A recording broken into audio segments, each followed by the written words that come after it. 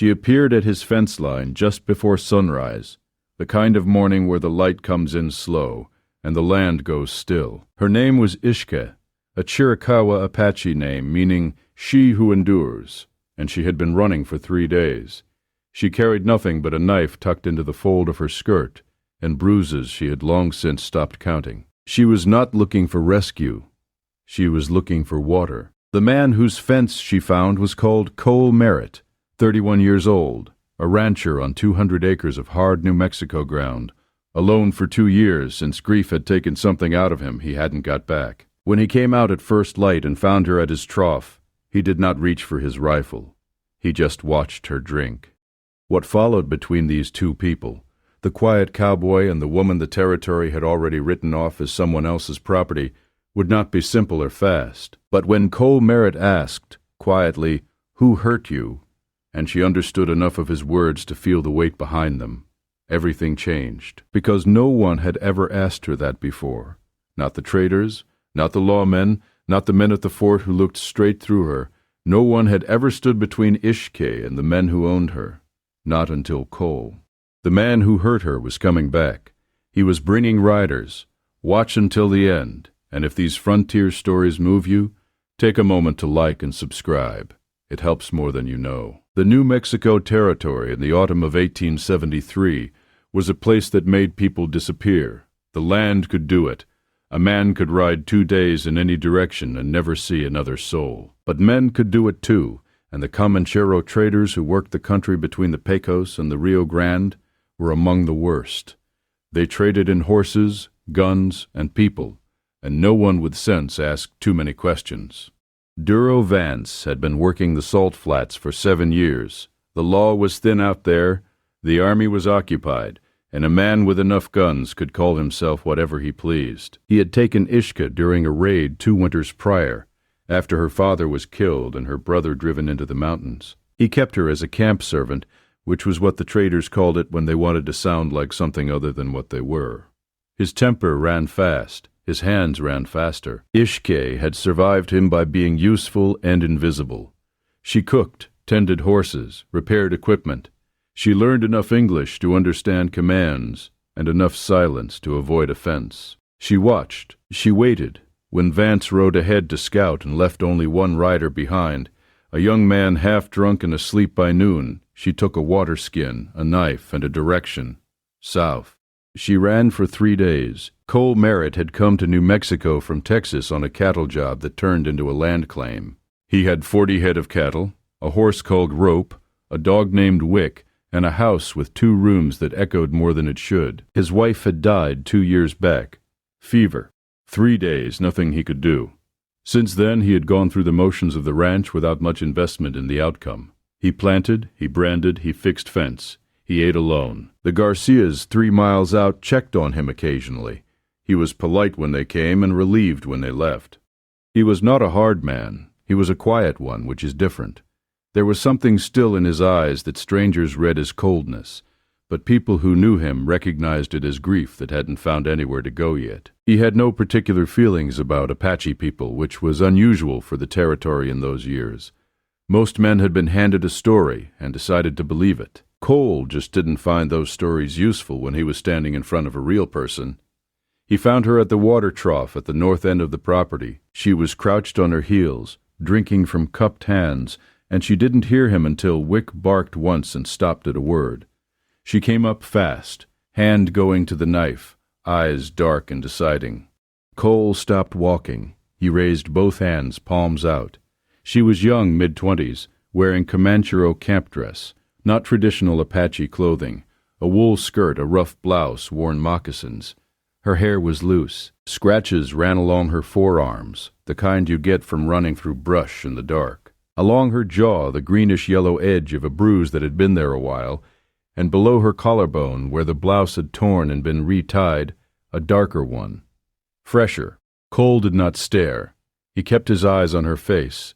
He said in Spanish, "You are welcome to the water. No one is going to hurt you here." She gave no sign whether she understood. But she did not run. She did not pull the knife. He went back inside and left the gate to the yard unlatched. When he checked the barn that afternoon, he found the hayloft disturbed. a horse blanket pulled down and refolded into a nest in the far corner. Someone had slept there, or was planning to. He went inside and made a second plate for supper. He left it at the barn door with coffee. He did not watch to see if she took it. In the morning the plate was empty, set neatly upside down on the nearest fence post, which was, he thought, a way of saying something without words. He did the same for breakfast, then dinner, then breakfast again. On the fourth day he came around the side of the barn and found her at the pump, working the handle with one arm raised and the other held low, her face tight with something that had nothing to do with effort. He understood right away. "The ribs," he said, quiet and flat. "Looks like that hurts." She looked at him. She said nothing. He said, "I'm not going to touch you, but if something's broken, it'll heal wrong without binding." She watched him a moment. Then she said in careful English that surprised him, "I know what is broken. I have fixed it before." He said, "If you want help, I have clean cloth and willow bark. That's all I'm offering."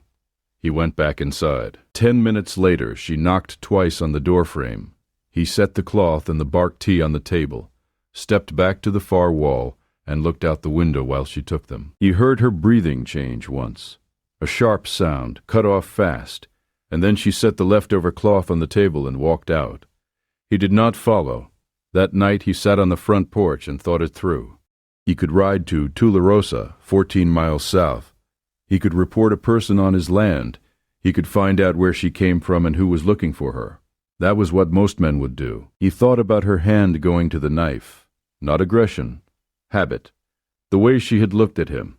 Not exactly fear, but the particular wariness of someone who hadn't found anyone safe in a long time. He stayed on the porch. He did not ride to Tularosa. She was there a week before he learned her name. She slept in the barn and asked for nothing. But he noticed that 3 leaning fence posts on the east side had been reset straight, and the trough had been scrubbed of algae, and a bundle of dried chaparral sage had appeared on the barn windowsill, tied with a grass cord. He recognized the plant. The Chiricahua used it for everything. On the 8th day he came out to find her sitting against the barn wall in the morning sun, face tilted up, eyes closed. Not hiding, just sitting in the light. Her sleeve had ridden up and he could see the bruises on her upper arm. 4 of them in a line each, one the shape of a thumb. He sat down on the opposite side of the barn door, close enough to talk, far enough not to crowd her. He said, "My name is Cole." A pause. She said, "Ishkeh." He said, "That's a good name. Say it again slowly and I won't mispronounce it." She said it again. He repeated it back. She made a small correction. He said it one more time. Something shifted in her face, very slightly. Not a smile, a reduction of something. He said, "Who did that to your arm?" She looked at him the way you look at someone when you're working out a consequence you can't quite see the end of. He said, softer, "You don't have to tell me, but I'd like to know." She said, "A man named Vance. He trades out of the flats." Cole knew the name. Vance moved stolen livestock, and people and everyone in the territory knew it, and no one did anything because Vance had guns, and the law had other concerns. He said, "He'll come looking for you." She said, "Yes." He said, "Then stay inside. I have a room with a bolt that locks from inside. The bolt is yours. I won't come in without your say. And there's a saddled horse in the 3rd stall if you ever need to run. No conditions." She stared at him. He said quietly, "Who hurt you?" "That's what I'm asking, and I'm telling you it won't happen again. Not here." She looked away, not from fear, but from something she didn't have words for yet. She said very quietly, "You do not know what you are promising." He said, "I know exactly what I'm promising." He stood, brushed the dirt off his trousers, and went inside to start breakfast for 2. October moved in slow the way it does in the high desert, summer fighting and then giving up all at once. The nights bit and the light went gold and flat. On that land it was a beautiful time of year if you were in a condition to notice it. Ishkeh began to notice it. She had moved inside by the 2nd week. Cole had cleared the smaller room without comment and set a new bolt on the door. Hardware he'd ridden to Tularosa to buy, which told her the offer hadn't been casual. She left the bolt open during the days. She closed it at night. The closing of it he understood. was not about him. They built a language between them from pieces. She had more English than she let on, camp English, sharp and functional, and he had serviceable Spanish and the start of a few Apache words she corrected with patience. In Chiricahua, the word for water was da'i. She taught him that because they talked about the water table often, and it felt more accurate than the English words somehow. She knew plants in ways he didn't. She showed him which desert grasses held moisture and which ones the cattle were right to avoid. She showed him how to press juice from a prickly pear pad to treat a gash on Rope's fetlock that hadn't been healing right. The horse healed in 4 days. He watched her move through the work and understood, slowly, that she was not staying because she had nowhere to go. She was staying because she was deciding. There was a difference, and it mattered to him. One evening in mid-October, they sat on the porch in the near dark, and he said, "Where is your family?" She said, "My father is dead. My brother Altaha is in the mountains somewhere. I do not know which ones now." He said, "I'm sorry about your father." She looked at the mountains to the west, dark shapes going darker. She said, "He was a good man. He could track a deer 2 days old." Cole said, "My wife died 2 years ago. Fever, 3 days. I couldn't do anything." She said, "That is a heavy thing to carry alone." He said, "Yes." The quiet between them after that was different from the quiet at the start. It had weight, but not the bad kind. If you're still with this story, you're the kind of person this channel is made for. Like and subscribe if you haven't. It keeps these stories coming. 3 weeks after Ishkeh arrived, a rider appeared at the south end of the property. Cole saw him from the field and knew before the man was close enough to identify. He told Wick to stay, walked to the house and said through the kitchen window, without raising his voice, "Go inside and bolt the door. There's a rider from the flats." He heard her move. The rider was not Vance, but one of his men, young, trying to look harder than he was. He pulled up at the yard fence and said he was looking for a woman who had wandered off from camp, and did Cole know anything about it. Cole said, "No woman on this property." The rider said, "Vance'll be out this way in a few days. He'll want to ask himself." Cole said, "Vance can ride whatever road he likes." The rider held his look for 1 beat longer. Then he turned and went back south. Cole went inside. Ishkeh was standing in the kitchen with the knife in her hand, eyes flat and calm. He said, "One rider. He's gone. Vance will come himself." She said, "He will bring 4 men, maybe 5. He does not like to be embarrassed." Cole nodded. He sat down. She sat across from him. They talked for 2 hours. He rode to Tularosa the next morning and came back with 2 things: a second rifle and a letter he'd written to the territorial deputy in Nasilla, laying out what he knew about Duro Vance, signed and witnessed by the trading post owner and by old Garcia, who had ridden with him and had his own reasons for hating Vance. Ishkeh read the letter carefully, running her finger under the words, and he did not rush her. She said, "This will not stop him before he comes." He said, "No, but it changes what happens after." She said, "If you fight Vance and lose, you lose the land." He said, "That's true." She said, "Why would you do this?" He said, "Because what he did to you is wrong. Because you are here, and this is my land, and I don't let that happen on my land." He paused. "And because I have been looking for something to fight for 2 years, this is it." She said, "I want to be there when he comes. I will not hide." He said, "I wasn't going to ask you to." Vance came on a Thursday the last week of October. He brought 5 riders, 1 more than Ishkeh had predicted. They came up the south road at a walk, the way men do when they want to look reasonable while being unreasonable. Vance was out front, broad, flat-faced, wearing a beaver hat that had seen better years. A man used to things going his way. Cole stood at the yard gate. Ishkeh stood beside him, 6 feet to his right, not behind him, beside him. Vance looked at her, then at Cole. He said, "That woman is my property. I'll take her and go." Cole said, "She's a free person. She walks where she chooses." Vance said, "She was bought and paid for. I have papers." Cole said, "From where? Witnessed by who? Show me." Vance had not expected that. His jaw worked. He said, "I don't need to show you." Cole said, You rode onto my land asking for something. Show me the papers or ride off the same way you came." One of the riders shifted slightly right. Cole tracked the movement without looking at him directly. Ishkeh said in clear English, "The papers are forged. He gets them from a man in El Paso. Ask him for the seal." Vance's face changed. Cole said, "You heard her. The seal." Vance went for his gun. What happened next was not clean or simple. 2 shots fired, then a third. The third from Ishkeh, who had picked up the second rifle from just inside the door where Cole had propped it that morning. One of Vance's riders went off his horse, not dead but down. Vance's own shot went wide.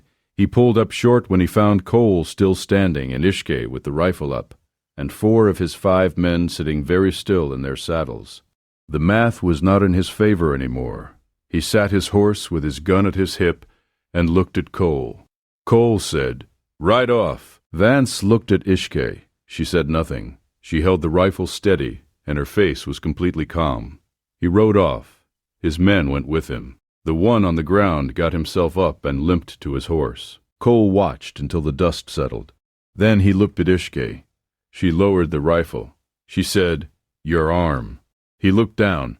Vance's rider had grazed him along the upper forearm, a shallow cut he hadn't noticed until now. He said, "It's nothing." She said, "Come inside, I have the cloth." She cleaned the cut at the kitchen table with the same steadiness she brought to everything. He sat still and let her work. There was something in her face that hadn't been there that first morning at the trough. Something open. Something that hadn't closed back up. He said you could have left after the first week. Before any of this, she said, "I know." He said, "Why did you stay?" She said, "Because when you asked who hurt me, you waited for the answer. You did not tell me what it was." He said, "That matters." She said, "To me it does. No one had done that before." He looked at his arm where her hands were working. He said, "Ishkeh, I want to ask you something." She looked up. He said, "I'm not a man who does things quickly, so I'll say this once. I would like you to stay, not as anything you don't want to be, just here, if you want to be here." She looked at him for a long moment. She said, "I will think about it." He said, "That's all I'm asking." She tied off the cloth. Then she said, "In Chiricahua, the word for a person you trust with your life is hasho. It is not given easily." He said nothing. He waited. She said, "Has ho-oh, Cole Merritt." He said it back. She did not correct his pronunciation. The letter reached the deputy in Mesilla 2 weeks later. Vance was brought in before Christmas. His camp broken up. His operation handed to a federal marshal who had been building a case for 3 years. It was not a tidy ending. Nothing in the territory ever was. But it was an ending. Ishkeh stayed through the winter. In the spring a man came from the east on a dun horse, looking for his sister. His name was Altaha, and he had tracked her from the mountains the way their father had taught him. Cole fed him and let him stay 3 nights, and gave him a good horse when he left. Before he rode out, Altaha spoke with Ishkeh alone for a long time. Cole did not ask what was said. Afterward, Ishkeh stood beside Cole on the porch and watched her brother ride east until he was gone. She said, "He will come back. He wants to see if you are what I said." Cole said, "What did you say?" She said, "I said you were a man who asked a question and then waited for the answer." He said, "That's all?" She said, "It is not a small thing." That spring they planted a kitchen garden together, Ishkeh directing and Cole doing what he was told. Garcia's wife said it was the most sensible arrangement for any marriage she'd come across. The word marriage hadn't been said between them yet, but it was in the air, the way rain is before it falls. The proposal wasn't dramatic. They were at the north fence at sunset, the same fence where she had first appeared, and Cole said, looking at the land, "I'd like to make this permanent if you would." She said, "Permanent how?" He said, "Married if that's something you want." She was quiet a moment. Then she said, "The Chiricahua have their own way of this. I would want both." He said, "Then we'll do both. Whatever you want, however you want it done." She took his hand. It was the first time she had reached for him first. He understood what it meant and didn't say anything about it. He just held on. For the first time in 2 years, the house no longer felt empty when he walked back into it. People who came to the ranch in the years that followed always remarked on the same thing: the quiet. Not the quiet of emptiness, but the kind that settles between two people who have worked something out and don't need to fill the air anymore to prove it. Ishkeh kept chaparral sage on the kitchen windowsill, the same plant she'd left in the barn that first week.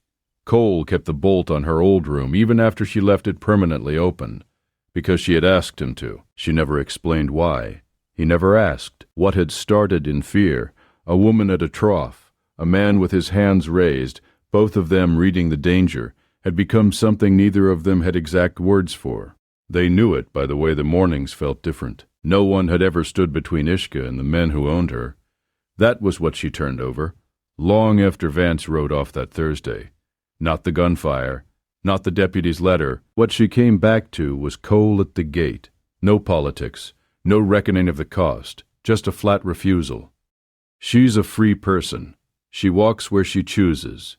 8 words. Everything changed. She had said Hazo to very few people in her life. Her father, her brother Altaha, a woman in the camp who had not survived the second winter.